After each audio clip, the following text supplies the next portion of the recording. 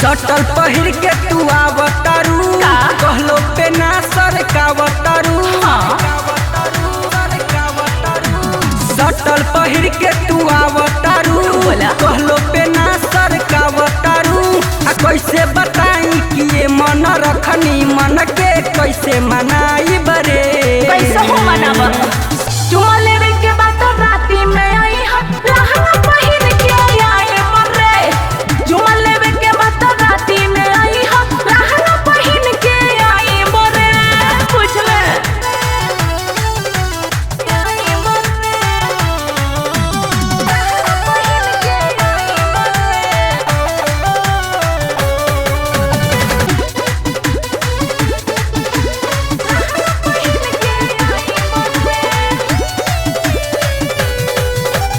तू ही बताऊ कि ये मोरे रानी जिला कैसे हिली रे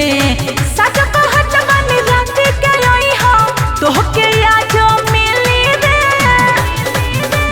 तू ही बताऊ कि ये मोरे रानी जिला कैसे हिली रे सच कहत बानी रात के आई तोहके आज मिली रे कहिया प्यार से कहबू कि ले ला अरे जा। कहिया प्यार से कहबू कि ले ला कहिया होठ सटाई बरे चुमा लेवे के बात राती में आई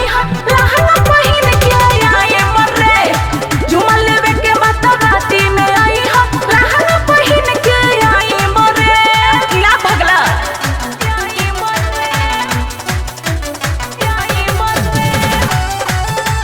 लहंगा पहिर के आई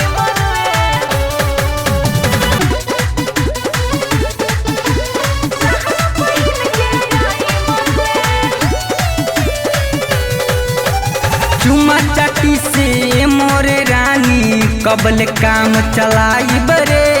मुरली मारू कल टाइम से आई पाता माल भेटाई रे बुझला चुमा चाटी से मोरे रानी कबल काम चलाई बरे